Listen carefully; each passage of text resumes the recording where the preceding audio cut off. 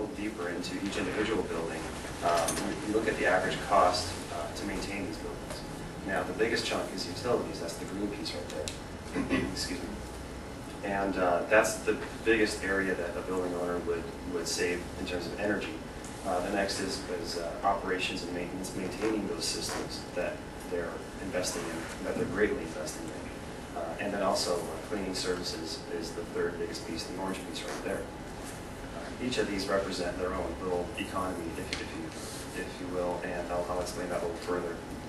So if you're looking at greening a building, you're going to draw a nexus between different areas. You're going to look at personal and corporate values. You know, it's good for the environment, it's good for our kids, we're conserving resources. You have to look at financial feasibility. A lot of these owners of these buildings are going to say, well, how much is it going to cost me to go green? What's my return on investment? I don't just want to throw money down the drain and just be called green.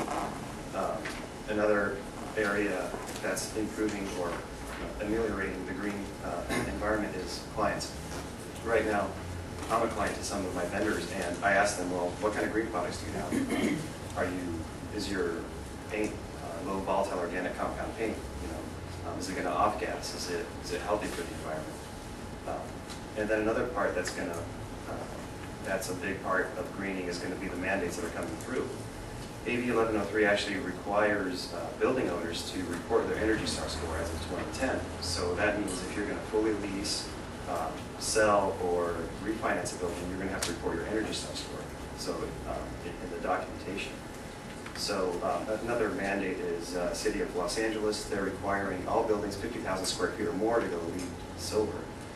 Pasadena, if you're doing a tenant improvement or if you're building a building that's over 5,000 square feet, you have to be LEED certified. So it's happening, and a lot of these buildings are going to have to respond to these measures. So let's take a quick look into greening a building real quick. We certified the first LEED Gold hotel in San Francisco called Hotel Carlton. And they're a boutique hotel off Sutter Street, about maybe 8 blocks from Union Center, Union Plaza. And it was built in 1923. It's about 75,000 square feet. They don't have air conditioning systems, so it was kind of easy going through this building. One real easy, quick green building measure you can put in, you put in floor mats. It eliminates dirt and dust and fecal matter and oil from coming into your building, because you know, whatever you step on, that's what you're bringing into your building. That's a huge green building measure. It improves the indoor air quality of the building. They have recycling programs for the occupants, so and signage saying please recycle, throw all your paper, your metals, your plastics into this bin right here. In their shower, instead of using these individual soap containers and that just get used once and thrown away, or that, you know, that's one bar of soap that gets used once and thrown away forever. They have body wash, bath wash, and shampoo that you can use. You can use as much as you want. Up top there is a low flow shower head, and it feels pretty good too. It doesn't trickle. It actually feels like it's a regular flow shower head. They have signage on their beds. You can put that little sign on your pillow, and it cues it tells the maintenance staff not to take away your linens, so that way you save energy and water. Tap main task lighting for the building. So if you're reading a book, you can crank your lighting up. If you're watching TV or you want to snuggle with your loved one, you can turn down the lighting and make it a little bit more romantic. Obviously, they put in solar, and then they also maintain their systems really well. Some of the benefits of that is, so they received increased publicity.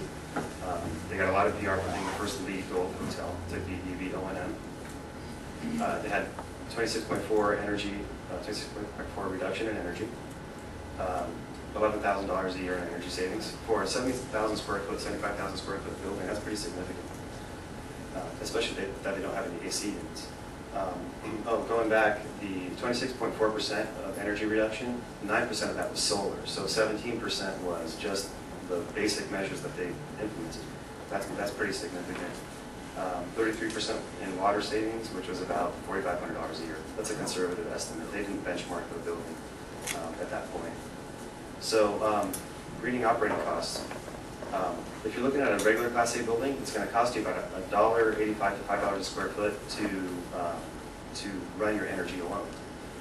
There's a particular building in New York that's 120,000 square feet, and it's costing them almost $500,000 to just turn on the lights. More coal and natural gas is needed every time you turn on your light switch. A coal-fired plant, especially here in LA, has to come online and feed energy to your building. That's more coal that's being burned. So we feel confident that you could definitely reduce the energy consumption of this building by 30%, and that's the savings right there, $155,000. Any owner is going to want to go for that. Other costs to consider: water, materials, consumables, and durable goods. We've identified, we wanted to focus on jobs and what that meant to, what's our impact. We identified that there's 80 different sectors that's involved in our consulting practice alone. So we're trying to establish relationships with all multitude of vendors, at least three vendors each. And these are just some of them right here. If you want, you guys can email me and I can send you guys the list of all 80 industries that I've identified. So we are looking at green people. We're looking at LEED accredited professionals. We want people with a green mindset when we're hiring people. We're asking companies what kind of green products they have. Do they meet LEED standards? We're using LEED as a baseline to kind of identify what constitutes a green product. So there's different measures there. So here's some references. We've mentioned LEED a lot, so usgbc.org will have more information on LEED if you want to find out more. Build a Green is actually the residential green modeling. I'm sorry, it's the California standard almost for what constitutes a green home. Green Biz is a great website for general business approaches, and my contact info is there if you have any questions. Thanks. Thank you, Mo. Our next presenter is Daniel Villao. He's the State Director of the California Construction Academy.